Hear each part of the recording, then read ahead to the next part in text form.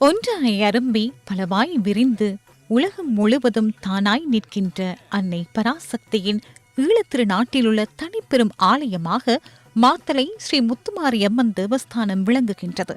அழகுக்கே அழகு சேர்க்கும் ஸ்ரீ சக்கரவாசினியாக வீற்றிருக்கும் ஆதிசக்தியின் வருடாந்த மகோற்சவம் கடந்த மாதம் 8ஆம் தேதி கொடியேற்றத்துடன் ஆரம்பமானது.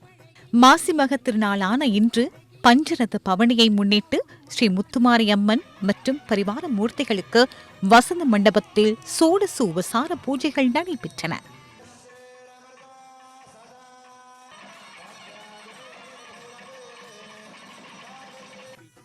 அந்தணர்களின் வேத மந்திர உச்சாடனம், பக்தர்களின் அரோகரா கோஷம் மற்றும் மங்கள வாத்தியங்களின் ஓசை வானை பிளக்க பஞ்சமுக விநாயகர், ஸ்ரீ வள்ளி தெய்வானை சமேதரராய் சண்முகர், முத்து மீனாட்சி சமேத சோமசுந்தரேஸ்வரர், ஸ்ரீ முத்துமாரியம்மன் மற்றும் சண்டேஸ்வரி ஆகியோர் ஆலயத்தின் உள்வீதி உலா வந்தனர்.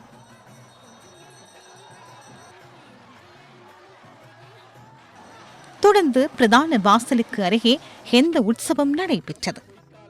ஸ்ரீ முத்துமாரியம்மன் சித்திர பெருந்தேரிலும் ஏனைய மூர்த்திகள் தனித்தனி தேர்களிலும் ஆரோகணிக்கப்பட்டதை அடுத்து பஞ்சரத பவனி ஆரம்பமானது. பஞ்சரதங்களும் நாளை பிற்பகல் ஆலயத்தை சென்றடைய உள்ளன. இன்றைய பஞ்சரத பவனி சக்தி டிவியில் நேரலையாக ஒளிபரப்பு செய்யப்பட்டிருந்தமையும் குறிப்பிடத்தக்கதாகும்.